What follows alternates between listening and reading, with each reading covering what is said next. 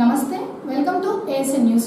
త్వరలో అద్దంకి నియోజకవర్గంలో dialysis centre ఏర్పాటు చేయించి మరో 4 యూపీహెచ్సి కేంద్రాలు ప్రారంభించే విధంగా కృషి చేస్తారని విద్యుత్ శాఖ మంత్రి గొట్టిపాటి రవికుమార్ అన్నారు. అద్దంకి పట్టణంలోని గరిటయ్య కాలనీ నందు 1,45,00,000 రూపాయలతో కాకానిపాలెం పట్టణ ప్రాథమిక ఆరోగ్య కేంద్రం నూతనంగా నిర్మించగా మంగళవారం మంత్రి రవికుమార్, కలెక్టర్ వెంకటమురళి, డిఎంహెచ్ఓ విజయమ్మ కలిసి ప్రారంభించి శిలాఫలకాన్ని ఆవిష్కరణ చేసి యూపీహెచ్సిని పరిశీలించి ఇక్కడ నుంచి ప్రజలకు అందించే వైద్య సేవల గురించి మంత్రి ఆరా తీశారు. అద్దంకి నియోజకవర్గంలో డయాలసిస్ సెంటర్ అవసరమని, ఎక్కడ పెడితే బాగుంటుందో చెప్పాలని డిఎంహెచ్ఓకి గ్రామీణ ప్రాంతాల్లో రోడ్లు అన్నీ బాగాలేకపోతే 6.50 కోట్ల రూపాయలతో రోడ్లు వేయించారని, గడిచిన 5 సంవత్సరాల్లో ఒక్క రోడ్డు వేయలేదని మంత్రి రవికుమార్ గుర్తు చేశారు. మరో 750 కోట్ల రూపాయలు రెండో విడతలో మంజూరు కాగా వెంపరాల, ఉప్పలపాడు, మైలవరం గ్రామాల్లో రోడ్లు వేసేందుకు 10 కోట్ల రూపాయలు మంజూరు చేయించారని, సుమారు 700 మందికి ముఖ్యమంత్రి సహాయ నిధి చెక్కులు ఇప్పించారన్నారు. అనంతరము ఇటీవల మేదరమెట్లో ఫ్యాన్సీ షాప్ షార్ట్ సర్క్యూట్తో కాలిపోగా మేదరమెట్ల గ్రామ తెలుగుదేశం పార్టీ నాయకులు కలిసి మంత్రి రవికుమార్ చేతుల మీదుగా నష్టపరిహారం అందించారు. ప్రతి షాపుకి, మనిషికి బీమా అనేది ఎంతో అవసరమని మంత్రి గుర్తు చేశారు. అలాగే అద్దంకి మండలం గోవాడ గ్రామంలో 10 కోట్ల రూపాయలతో తార్ రోడ్డు వేయగా మంత్రి రవికుమార్ హాజరై ప్రారంభించి ఆర్చీని ప్రారంభించారు. నామ్ రహదారి నుంచి గోవాడ గ్రామం వెళ్లేందుకు తిప్పలు తెప్పాయని, గ్రామానికి తార్ రోడ్డు వేయించినందుకు గ్రామస్తులు మంత్రికి ధన్యవాదములు తెలిపారు. మనం హాస్పిటల్ ఓపెన్ చేయించుకున్నాము. దాదాపు 1.5 కోట్ల రూపాయలతో చేశాము. ఈ ప్రభుత్వం అధికారంలోకి వచ్చిన తర్వాత హాస్పిటల్స్ కట్టడమే కాకుండా వాళ్ళందరూ కూడా కాంట్రాక్టర్లకి గతంలాగా బిల్లులు ఆపకుండా వాళ్ళందరికీ బిల్లులు ఇచ్చేసి నాణ్యమైన వర్కులు చేయించాం. ఇట్లానే మన కాన్స్టిట్యూన్సీలో 4 హాస్పిటల్స్ ఉన్నాయి. అవి మొత్తం కూడా ఈ నెల చివరికల్లా ఓపెన్ చేయించేస్తాం. అది కాక ఎన్ఆర్ఈఎస్లో 6.5 కోట్లతోటి గ్రామీణ ప్రాంతాల్లో రోడ్లన్నీ కూడా చెడిపోయి ఉంటే గడిచిన 5 సంవత్సరాలు ఒక రోడ్డు కూడా వేయలేదు. ఇప్పుడు 6.5 కోట్లతో ఫస్ట్ ఫేజ్ వేయించాము. మొత్తం రోడ్లు ఇవాళ నుంచి ఓపెన్ చేస్తున్నాము అన్నీ. అట్లానే మళ్ళీ రెండో ఫేజ్ కింద 7.5 కోట్లు శాంక్షన్ చేసాం. మొన్న ఈ మధ్య అంపరాల, మైలవరం, ఉప్పలపాడు కూడా దాదాపు 10 కోట్ల రూపాయలు శాంక్షన్ చేయించాము. రోడ్డు కూడా, రోడ్లు, వైద్యం సంబంధించి సీఎం రిలీఫ్ ఫండ్లు మీరు చూస్తూ ఉన్నారు. మన కాన్స్టిట్యూన్సీలో దాదాపు ఇప్పటిదాకా 700 మంది పైన సీఎం రిలీఫ్ ఫండ్లు ఇచ్చాం. రాష్ట్ర వ్యాప్తంగా 50,000 మంది పైన ఇచ్చిన సంగతి మీరు కూడా చూసి ఉంటారు. చాలా పెద్ద ఎత్తున సీఎం రిలీఫ్ ఫండ్లు కానీ, రోడ్లు కానీ, పెన్షన్స్ కానీ, అన్నా క్యాంటీన్లు కానీ ఈ ప్రభుత్వం వచ్చిన తర్వాత గత ప్రభుత్వం నిర్లక్ష్యంతో ఏ కార్యక్రమాలు అయితే అయిపోయినాయో అన్నీ కూడా ఈ ప్రభుత్వం చేస్తుంది. నిన్న కూడా చూశారు మీరు, ఒక మంచి కార్యక్రమం చేశాం. ఎవరైతే స్కూల్స్లో పిల్లలు బాగా చదువుకుంటున్నారో వాళ్ళందరికీ కూడా ప్రోత్సహిస్తారనే ఉద్దేశంతో నిన్న ఒక్కో పిల్లడికి స్కూల్స్లో చదువుకున్న పిల్లలకు కానీ, ఇంటర్మీడియట్ చదువుకున్న పిల్లలకు కానీ ప్రోత్సాహం కింద 20,000 రూపాయలు నిన్న ఇచ్చాం. నేను పల్నాడులో నేను అక్కడ పార్టిసిపేట్ చేశాను, అక్కడ ఇన్ఛార్జ్ మినిస్టర్గా ఉండటం వల్ల. అట్లానే ప్రతి దాంట్లో కూడా విద్యకు సంబంధించి కానీ, వైద్యానికి సంబంధించి కానీ, రోడ్లు, ప్రజలకు సంబంధించిన ఏదైనా సరే బాగా చేయాలనే ఉద్దేశంతో ఈ ప్రభుత్వం ముందుకెళ్తాం. డయాలసిస్ ఒకటి కావాలి, ఎయిడ్ సెంటర్ ఒకటి కావాలని చెప్పి అడిగారు. డయాలసిస్కి మన హాస్పిటల్లోనే పైన బిల్డింగ్ ఉంది, దాన్ని తీసుకొని ఇంకొద్దిగా షెడ్లు వేయాలన్నారు. అది తొందరలో నేర్పిద్దామని చెప్పాము. అట్లానే డయాలసిస్ సెంటర్ వచ్చేసరికి మన దగ్గర ఒక వేకెంట్ బిల్డింగ్ ఉందంట మన మేదరమెట్లో, అక్కడ డయాలసిస్ సెంటర్ పెట్టించారు. ఈ రెండు తొందరలోనే పెట్టించారు. ఇక్కడ ఓన్లీ ఓపీ అదే నేను నేనంతా ఇప్పుడు మనకి ఇక్కడ డాక్టర్లు ఉన్నారా? మీరనుకుంటా ఇప్పుడు దాకా ఎక్కడ చేస్తున్నారు? ఎన్ని ఓపీ వస్తున్నాయి? 80 ఓపీ వస్తుంది. ఇద్దరు డాక్టర్లు ఉన్నారు, ఒకరే నువ్వు డాక్టర్ స్టాఫ్ ఎవరు చుట్టుపక్కల పేషెంట్ మెడిసిన్స్ ఇవ్వడం కానీ ఏదైనా చేస్తాను. అదొకటి. నాకు డయాలసిస్ సెంటర్ ఒకటి రోడ్డు కావాలి. డయాలసిస్ దీనికి అన్నిటికీ ఏదైనా ఫెసిలిటీ ఏదైనా పంపించాము. నేను చేస్తాను. నేను చేయించుకోండి దగ్గర మనం ఫెసిలిటీ ఒకసారి కలెక్టర్ గారితో మాట్లాడి విత్ బిల్డింగ్ ప్రపోజల్ పంపించింది. విత్ బిల్డింగ్ రాస్తే కనుక నేను కృష్ణబాబు గారి దగ్గర ఆయన దగ్గరికి వెళ్ళి నేను ఒక పని చేస్తాను. ఈరోజు R&B వాళ్ళని పంపిస్తాను సార్. ఇప్పుడే బిల్డింగ్కి దాని వర్క్ వాళ్ళు చూసి సర్టిఫై చేస్తారు. ఒకవేళ 2 లక్షలు 3 లక్షలు పెట్టాలంటే పెట్టేద్దాం, చేసేసి ఆ ప్రపోజల్ పంపిద్దాం. డయాలసిస్ పేషెంట్ వెళ్ళాలంటే ఒంగోలు పోవాల్సి వస్తుంది, లేకపోతే గుంటూరు పోవాల్సి వస్తుంది. ఖర్చు ఎక్కువ అవుతుంది. ప్లస్ ఖర్చు అయినా సరే ఆ కండిషన్లో వెళ్ళాలంటే వాళ్ళకి ఎంతమంది డయాలసిస్ పేషెంట్లు ఉన్నారో రాస్తూ రిపోర్ట్ ఇచ్చేయండి. నేను కృష్ణబాబు గారికి ఆ బిల్డింగ్ కూడా ఉందని చెప్పి పంపిస్తాను. మన ఏరియాలో మాదరమెట్ల ఎక్కడ బిల్డింగ్ ఉంటే అక్కడ అదొకటి ఎయిడ్స్ తోటి ఈ రెండు పోకుండా చేయాలి. బైపాస్కి పెట్టాను నేను. నాకు ఇక్కడ భూమి ఉంది అక్కడ ప్రైవేట్ వాళ్ళకి చెప్పాను. అది మట్టి మొత్తం పోయి కమిషనర్ గారు ఎంతమంది ఉండాలి ఐడెంటిఫై చేసి వాళ్ళకి చెప్పాను. మెగా వాళ్ళు వచ్చి కింద మొత్తం లెవెల్ చేస్తాను. లెవెల్ చేస్తాం మొత్తం లెవెల్ చేయించుకోవాలి. చేయించుకున్న తర్వాత మీరు ప్లాటింగ్ చేసుకోవాలి. 2 సెంట్లు కానీ ప్లాట్ చేయాలి. పవర్ అంతా నేను చెప్తాను. రోడ్లే మీరు పెట్టుకోవాలి, బోర్ కానీ రోడ్డు కానీ అన్ని ఇన్ఫ్రాస్ట్రక్చర్ క్రియేట్ చేసి అక్కడ ఉన్న కాలం పెట్టమైన వాళ్ళందరూ కూడా కరెక్ట్గా ఇదే నెల జూన్ జూలై చివరికల్లా టోటల్ క్లీన్ అయిపోవాలి. ఆ లోపల ఈ ప్రాసెస్ చేయండి. టెండర్ పిలవండి. పీపీపీ మోడ్లో ఇచ్చారు కదా, పిలవండి. వచ్చారు లేకపోతే ఏం చేయాలో నెక్స్ట్ ఆలోచిద్దాం. మినిస్టర్ గారు చెప్పాడు అన్నమాట. ముందు నువ్వు క్లీన్ చేసి పెట్టేసి ముందు మనం చేతితో మిషన్ పెట్టి సరి చేసి పెట్టేస్తే నెక్స్ట్ డబ్బులు అయినా నేను చేశాను. మీరు సపోర్ట్ చేయండి. చేస్తాం. ఫస్ట్ 3 డేస్ అదొకటి ఇదొకటి ఇంకోటి ఏం చేస్తామంటే సింగరకోట నుంచి ఇక్కడ గర్భే కాలనీ దగ్గర రావడానికి అదేంటి కనుక సర్వే చెప్పి మనకు ల్యాండ్ ఉందా, ల్యాండ్ ఏమైనా కొనాలా, 5 దగ్గర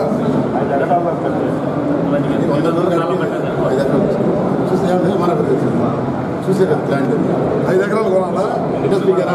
అక్కడి నుంచి ఎన్ఎస్పి కెనాల్ ఉంటుంది. అక్కడి నుంచి ఇక్కడ 4 స్టేజ్, ఇక్కడ నుంచి 3 స్టేజింగ్ ఉంటుంది. 3 స్టేజ్లు వెళ్తే 30 కోట్లు అవుతుంది. ప్లస్ ల్యాండ్ ఎక్వేషన్ మొత్తం ఈ కన్నా చేయగలిగితే రేపు ఫ్యూచర్లో అర్థంలో కొద్దిగా మోటార్ సైకిల్ క్రౌడ్ అంతా లోపల పోయింది. అది ఫ్రీ అయితే దీనికైనా నీకు అలా కట్టమైన ఒక 50 నుంచి 60 మంది ఉంటారు. 60 మందికి 60 నుండి 120 సెంట్లు ఇచ్చేస్తాం. కొండ దగ్గర ఇచ్చేసి వాళ్ళకి రోడ్లు అన్నీ చేసేస్తాం. రేపు ఇల్లు వచ్చినప్పుడు ఇల్లు కూడా ఇస్తాం. ఇల్లు కూడా ఏదైనా కావాలంటే సపోర్ట్ ఇప్పిస్తానని చెప్పాను. తర్వాత 100 బస్తాలు సిమెంట్ అవి కూడా బయట ఒకటి అని చెప్పి ఇచ్చేస్తాం.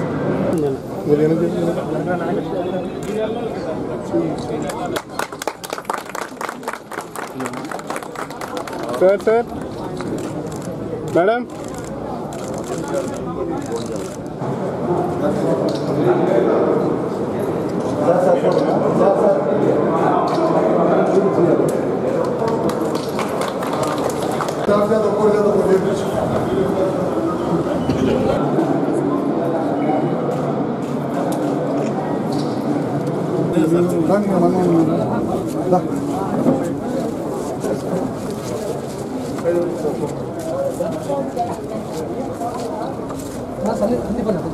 తప్పనిసరిగా చేయమనేది మనిషికి ఇన్సూరెన్స్ కొట్టుని చేయాల్సిందే.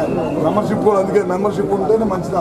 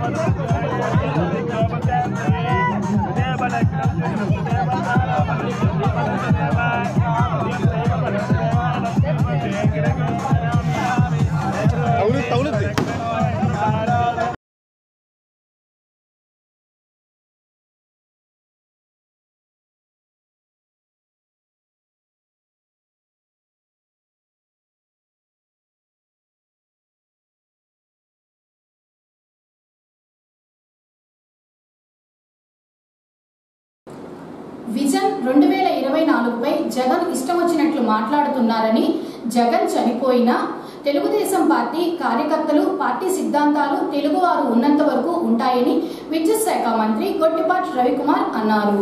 అద్దంకి మండలం పార్వతీపురం గ్రామంలో గ్రామ టీడీపీ ఆధ్వర్యంలో 13 అడుగుల ఎన్టీఆర్ విగ్రహం ఏర్పాటు చేయగా మంత్రి రవికుమార్ ముఖ్య అతిథిగా హాజరయ్యి ఆవిష్కరణ చేశారు. అలాగే నందమూరి బాలకృష్ణ జన్మదినోత్సవం సందర్భంగా కొటికలపూడి తెలుగు యువత కేక్ కటింగ్ ఏర్పాటు చేయగా మంత్రి రవికుమార్ పాల్గొని కేక్ కట్ చేసి బాలకృష్ణకు జన్మదినోత్సవ శుభాకాంక్షలు తెలియజేశారు. ఈ సందర్భంగా మంత్రి రవికుమార్ మాట్లాడుతూ జగన్ ఉన్నా లేకపోయినా తెలుగువారి ఆత్మగౌరవం కాపాడేందుకు తెలుగుదేశం పార్టీ సిద్ధాంతాలు కొనసాగించేందుకు ముఖ్యమంత్రి చంద్రబాబు నాయుడు నారా లోకేష్ ఉన్నారని, పార్వతీపురం గ్రామంలో ఇంటింటికి నీటి కుళాయిలు వేయించి ఎత్తిపోతల పథకం మరమ్మతులు చేయించి సాగునీరు అందించే విధంగా ఎన్టీఆర్ విగ్రహం ముందు నిలబడి హామీ ఇస్తున్నట్లు రవికుమార్ పేర్కొన్నారు. ఎవరు అనరాని మాటలు ఏ విధంగా అన్నారో మీ అందరూ తెలియదు కాదు.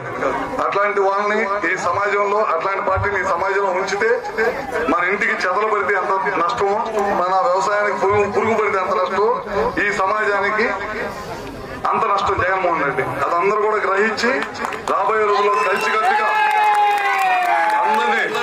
అన్ని వర్గాల ప్రజల్ని కలుపుకొని ముందుకెళ్లి తెలుగుదేశం పార్టీని ఇంత ముందుకు తీసుకుని వెళ్ళాలని చెప్పి మరొకసారి తెలియజేసుకుంటూ స్వర్గీయ నందమూరి తారక రామారావు గారిని ఒకసారి మనసారా గుర్తు చేసుకుంటూ ఆయన ఈ తెలుగు జాతి ఉన్నంత వరకు కూడా ప్రజల మనసులో చిరస్థాయిగా నిలిచిపోతాడనేది ఒకసారి గుర్తు చేసుకుంటూ ఆయన తీసుకొచ్చే సంస్కరణలు ఇవాళ కూడా ప్రజల్లో ఉంది. ₹2 కిలో బియ్యం తీసుకొస్తే ఎన్ని ప్రభుత్వాలు మారినా ఆ పథకాన్ని రద్దు చేయలేకపోతున్నాడు. మహిళలకు ఆస్తిలో సమానత్వం తీసుకొస్తే ఇవాళ కూడా ఏ ప్రభుత్వం ఇది తప్పు అని అనట్లేదు అనమాట. అదేవిధంగా పక్కా ఇల్లు కట్టాలి, ఆ రోజు పక్కా ఇల్లు కట్టాలి, ఇవాళ కూడా అదే కొనసాగుతుంది. ప్రభుత్వాలు మారిన 40 సంవత్సరాలు అయినా సరే ఎప్పుడు కూడా ఆయన తీసుకొచ్చిన పథకాలు ఇవాళ కూడా తెలుగువాడి గుండెల్లో చిరస్థాయిగా నిలిచిపోయినారు. అందుకే అందరం కూడా కలిసి పెంచుకోండి, తెలుగుదేశం పార్టీని ఇంకా మంచి ఉన్నత స్థాయికి తీసుకెళ్ళాలి, అందరం కూడా కలిసికట్టుగా పనిచేయాలని మరొకసారి కోరుకుంటూ అలా ఒక మంచి కార్యక్రమం ఇవాళ మన పార్వతీపురం గ్రామంలో చేసుకోవడం జరిగింది. ఎందుకంటే స్వర్గీయ నందమూరి తారక రామారావు గారంటే చిరస్థాయిగా తెలుగు వాళ్ళు ఈ భూమి మీద ఎంతవరకు ఉంటారో అంతవరకు తెలుగువాడి గుండెల్లో చిరస్థాయిగా నిలిచిపోయే వ్యక్తి ఎవరు ఉన్నారంటే స్వర్గీయ నందమూరి తారక రామారావు గారు. 82లో పార్టీ స్థాపించి 9 నెలల్లో అధికారానికి తీసుకొచ్చిన పార్టీ ఏదైనా ఉంటే ఈ దేశంలో తెలుగుదేశం పార్టీ అనమాట. ఇప్పటికి 42 సంవత్సరాలు 43 సంవత్సరాలు దాటిపోయింది. మొన్నే మనం కడపలో మహానాడు జరుపుకున్న సంగతి మీ అందరూ చూసి ఉంటారు. కొంతమంది వచ్చారు, కొంతమంది చూశారు. కనివిరి రీతిలో ఇప్పటిదాకా మహానాడు జరిగితే మొన్నటిదాకా మన ప్రకాశం జిల్లా చాలా బాగా చేశాం అనుకున్నాం. మన ప్రకాశం జిల్లా కంటే గొప్పగా చేశారు. ఇంకా ఎక్కువ జనాభాతో చేసిన ప్రాంతం కడప జిల్లా అన్నమాట. అంటే తెలుగుదేశం పార్టీ రాష్ట్రంలో ఎక్కడ పోయినా సరే ప్రజల్లో ఎంత పెద్ద పిల్లలందరూ వచ్చారు. వాళ్ళకు కూడా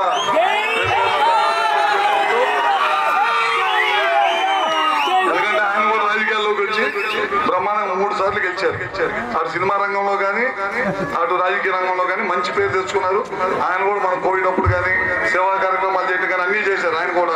అందుకే అక్కడ ప్రజలు ఆయన కూడా ఆదరిస్తా ఉన్నారు. అందుకని అందరం కూడా అదే బాటలో చూసుకొని ముందుకెళ్లాలని చెప్పి కూడా తెలియజేసుకుంటూ పార్వతీపురంలో నేను ఒక్క ఓటన్నా కాంగ్రెస్ ఉన్నప్పుడు వేయించుకుందాం ట్రై చేస్తే నా వల్ల కాల.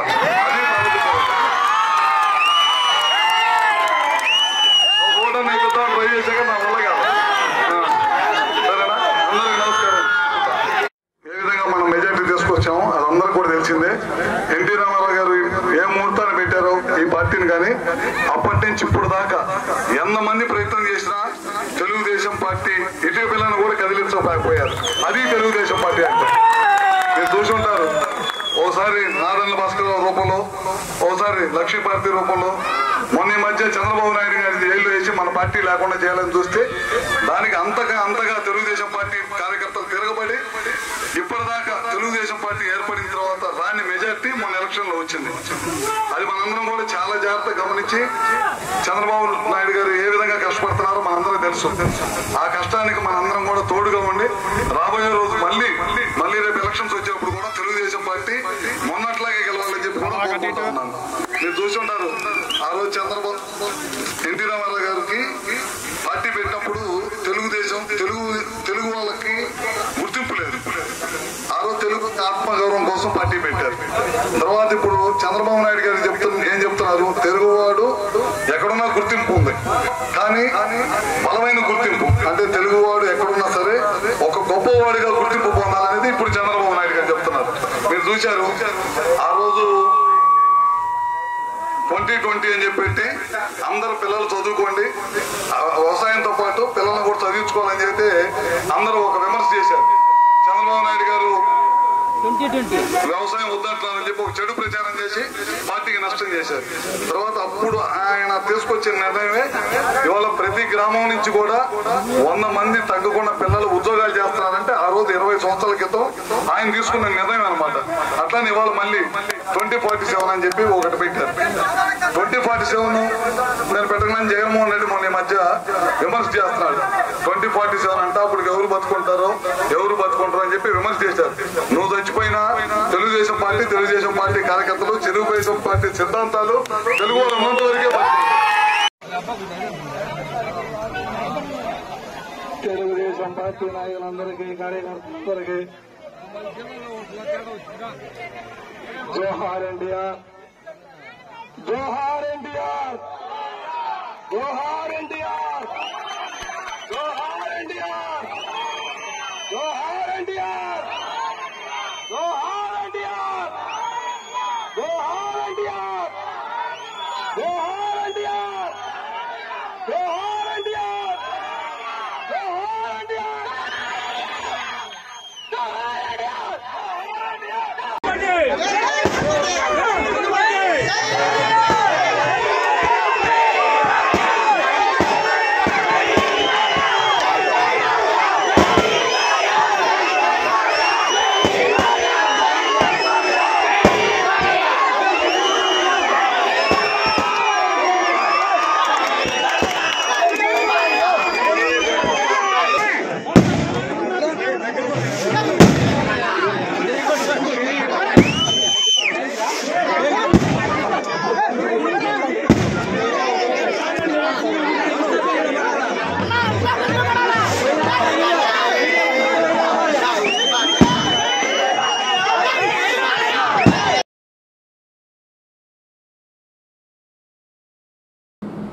బాల్యంలోనే కిషోర బాలికలకు వివాహం చేసి వారి జీవితాలు నాశనం చేయవద్దు.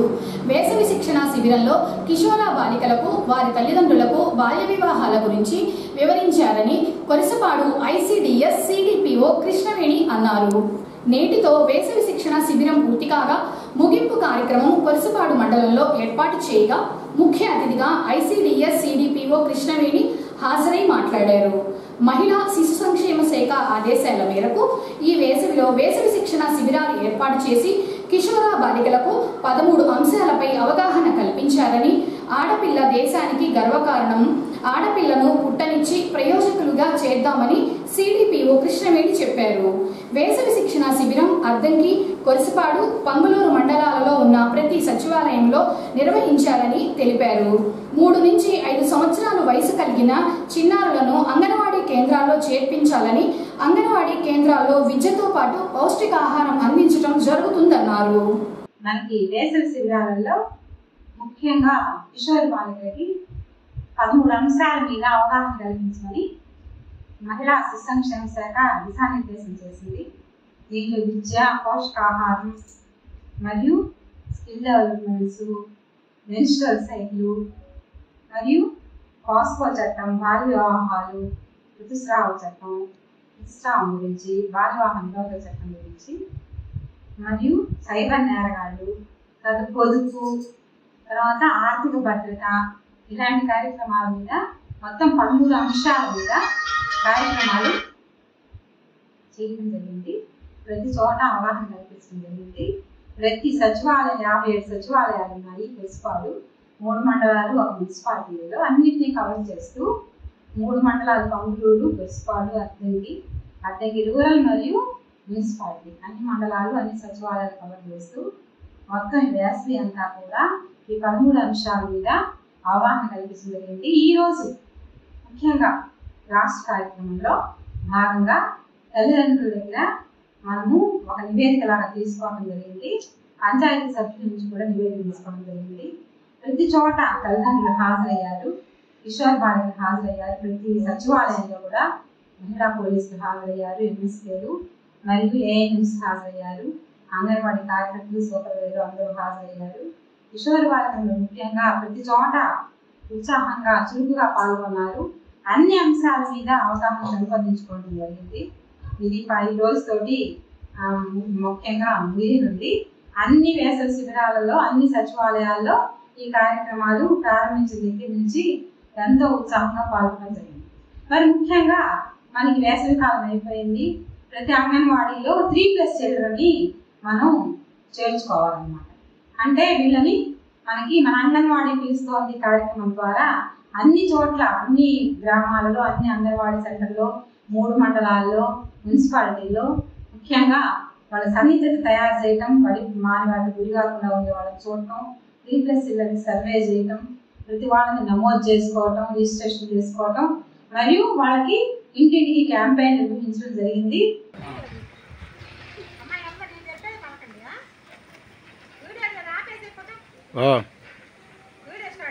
సరే మేడం.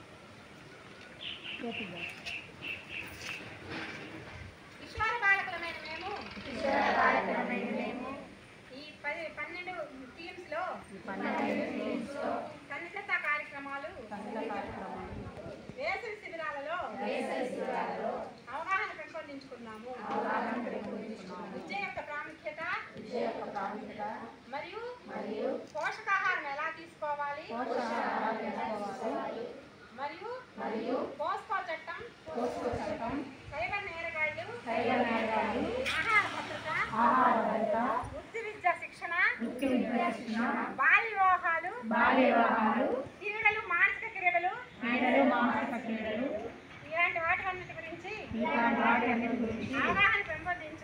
అవగాహన పెంపొందించుకొని మేము ఈ వేసవి శిబిరాలలో అన్నిటి పట్ల అవగాహన పెంపొందించుకొని విద్యకు ఉన్న ప్రాధాన్యత దేనికి లేదని, ప్రస్తుత కాలంలో ప్రతి ఒక్కరికి విద్య అనేది ఎంతో అవసరమని, పేద కుటుంబంలో జన్మించి మంచిగా చదువుకునే విద్యార్థి మధ్యలోనే ఆర్థిక ఇబ్బందుల వలన చదువు ఆపేయరాదన్న ఉద్దేశంతో తాను ఆర్థికంగా పేద విద్యార్థులను ఆదుకుంటున్నారని విశ్రాంత ప్రధానోపాధ్యాయులు చెన్నుపాటి రామాంజనేయులు అన్నారు.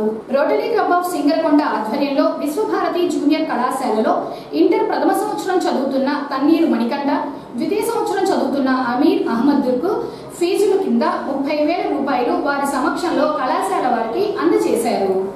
ఆర్థిక స్తోమత లేక చదువుకునే విద్యార్థులు మధ్యలోనే నిలిపివేయకుండా ఉండాలన్న ఉద్దేశంతో ప్రతి సంవత్సరం ఇంటర్మీడియట్ చదివే 2 విద్యార్థులకు ఫీజు వారు చెల్లిస్తున్నారని రామాంజనేయులు చెప్పారు. తాను వ్యవసాయ కుటుంబంలో జన్మించి ఎంతో కష్టపడి చదువుకొని ఉపాధ్యాయుడిగా ఉద్యోగం పొంది ఎందరో విద్యార్థులను తీర్చిదిద్ది ఉన్నత స్థాయికి చేర్చారని రామాంజనేయులు గుర్తు చేశారు. రోటరీ మిత్రులు ఈ కార్యక్రమంలో వరకు భాగం పంచుకున్నట్టుకు నాకు ఎంతో సంతోషంగా ఉంది. అయితే ఈ కార్యక్రమాన్ని నేను ఎందుకు ఎంచుకున్నాను అనేది చాలా ముఖ్యమైన విషయం. నేను చాలా, మా తమ్ముడు చెప్పాడు, చాలా మా అమ్మా నాన్న రెక్కల కష్టంలో బతికారు. రెక్కల కష్టం తెలుసు మీకు, తెలీదా? రెక్కల కష్టం అంటే పని చేస్తేనే తిండి, వెనక నిలవలు, ఒక సంవత్సరం అయినగా బస్తా బియ్యం, ఆ రోజుల్లో కందిపప్పు ఒక 20 మానికలు అవన్నీ ఉండేవి కాదు. 2-3 రోజుల కోసం బియ్యం తెచ్చుకోవడం, జ్వరం తప్పుకోవడం, తినడం, మళ్ళీ పని చేస్తే ఆ వచ్చే డబ్బులతో కుటుంబం కావడం, అది రెక్కల కష్టం అండి. ఇంకా పరపతి లేదన్నమాట. అలాంటి కష్టజీవి మా అమ్మా నాన్నలిద్దరు. వారు నన్ను కూడా పొలం పనులు పెడితే వాడి బ్రతుకు కూడా మాలాగిన ఇట్లయి పొలం పనులతో జరిగిపోతుందేమో, ఏదో రకంగా చదివిస్తే అట్లా ఉంటుందని ఒక ఆలోచన నచ్చింది వాళ్ళకి. ఆ రోజు మా ఊళ్ళో చెరుకుపాలెంలో ఆ రోజు చదివించడం చాలా కొత్త విషయం. అది ఎందుకు అనవసరంగా చెడిపోతాడు, బడికి ఎందుకు పొలం పనులు కానీ అనేవాళ్ళు మా పెద్దోడు, బంధువులంతా కూడా. అయినా మా అమ్మా నాన్నలు కాదు, చదివించాలని పట్టుదలతో చెరుకుపాలెం నుంచి నేను రోజు 3 కిలోమీటర్లు రాను, 3 సార్లు సాయంత్రం ట్యూషన్ వచ్చేవాడు. ఆ విధంగా కష్టపడి తర్వాత కాలేజీ రోజుల్లో అయితే ఆ కాలేజీ రోజుల్లో డబ్బులు లేక చదివించడానికి ఏదో బాధలు పడడం, ఎండాకాలం ట్యూషన్లు చెప్పుకొని మా ఊళ్ళో పిల్లలకి. కానీ ఇంకా పొలం కూడా జనవరి సంక్రాంతికి ఊర్లు గుంటకలు తోలేవాడు, డబ్బులు కాదు వస్తాయి కదని. అంటే అంత ఆర్థిక పరిస్థితులు వచ్చి ఎదిగాము, కష్టపడ్డాను. నేను కష్టపడి ఒక టీచర్ని అయ్యాను. నేను కొంచెం వెసులుబాటు వచ్చింది. మా 2 పిల్లలు, ఒక ఇంజనీర్, ఒక డాక్టర్ అయ్యారు, అమెరికాలో డాక్టర్. ఆర్థికంగా వెసులుబాటు. అందుకని మనం ఏం మంచి పని చేయాలని ఒక సంకల్పం వచ్చింది నాకు. ఏం చేస్తే బాగుంటుంది అని ఆలోచించి ఈ ప్రపంచంలో ఇవాళ ఇది అత్యంత విలువైన విద్య. కాబట్టి ఈ డబ్బు లేని కారణంగా ఎవరైనా విద్యార్థులు 10th క్లాస్ తర్వాత 10th క్లాస్ వరకు అంటే ఊళ్ళో ఉచితంగా హై స్కూల్లో చదువుకోవచ్చు. ఎవరైనా విద్యార్థులు ఇబ్బంది పడుతుంటారేమో. సరే, మన ఈ ప్రపంచంలో పేదరికం అంతా తొలగించే శక్తి మనకి లేదు. కనీసం 10 సంవత్సరం ఒక 2 విద్యార్థుల కన్నా ఆర్థిక వెసులుబాటు అందించి వారి కనీసం 2 జీవితాలన్నా మనం కొంచెం మన వల్ల బాగుపడతాయని చెప్పి ఈ 2 విద్యార్థుల్ని స్టార్ట్ చేసుకోవడం. దాదాపు 8 సంవత్సరాల నుంచి ఈ పథకాన్ని మేము కొనసాగిస్తూ ఉన్నాం. నిర్మాణాలతో ఆయనకన్నా నాకే ఎక్కువ పరిచయం. ఎందుకంటే నేను ఇక్కడే లోకల్గా ఒంగోలు పక్కన చదువుతూ శని ఆదివారాల్లో ఇంటికి వచ్చేవాడిని. అందువల్ల వాళ్ళ అమ్మ మా పెద్దనాన్న అవుతాడు ఆయన. వాళ్ళిద్దరూ ఎంత కష్టపడి మనకి చదువుకి తిరుపతిలో చదువుతుంటే పంపించారనేది నాకు ప్రత్యక్షంగా చూసిన అనుభవం నాకుంది. వాళ్ళు ఎంత కష్టపడ్డారనేది నాకు తెలుసు, మందకానికి కూడా నాకు ఎక్కువ తెలుసు. అందువల్ల ఆయన ఆ కష్టానికి ప్రతిఫలంగా వాళ్ళు మిమ్మల్ని విద్యార్థుల్ని తీసుకొని మీకు ప్రతి సంవత్సరం కూడా 2 మెరిట్ విద్యార్థులకి స్కాలర్షిప్ ఇస్తున్నాడంటే ఆయన మనసుకి ఆయనకి ఎంత వ్యక్తిత్వం గల మనిషో మీరందరూ అర్థం చేసుకోవచ్చు. ఆయన కంద పద్యాలు కానీ ఆయన ఈ మధ్య పద్యకవిగా బాగా పాపులర్ అయ్యారు. వారు ఆ విధంగానే కాకుండా సమాజ సేవ పరంగా కానీ ఇటు యూనియన్ పరంగా కూడా ఎంత యాక్టివ్గా వర్క్ చేసినటువంటి మా బ్రదర్ చెన్నిపాటి రామాంజనేయులు గారు. అలాంటి వ్యక్తిని ఆదర్శంగా తీసుకొని మీరు బాగా చదువుకొని సమాజానికి ఉపయోగపడాలనేదే మా ఉద్దేశం. మీరు ఆ విధంగా కష్టపడి మంచి మంచి పోస్టుల్లో మంచి మంచి ఉద్యోగాల్లో చేరి సమాజానికి సేవ చేస్తారని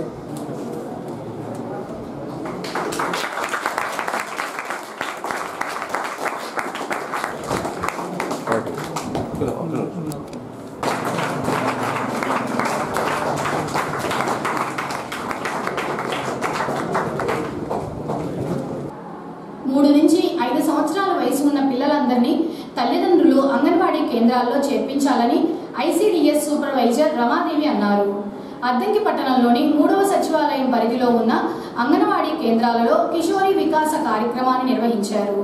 అదేవిధంగా సామూహిక అక్షరాభ్యాసం అవగాహన ర్యాలీలు చేశారు. అద్దంకిలో ఉన్న అంగన్వాడీ కేంద్రాలలో సామూహిక అక్షరాభ్యాసం కార్యక్రమం నిర్వహించాలని సూపర్వైజర్ రమాదేవి తెలిపారు.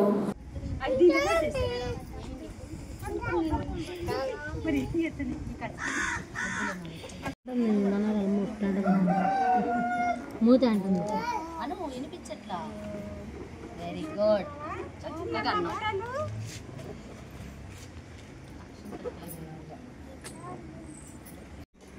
ఎవరు చేస్తున్నారు? అబ్బాయి ఉండయ్యా. ఇప్పుడు అమౌంట్ వస్తా అన్నాడా? అదే అవసరం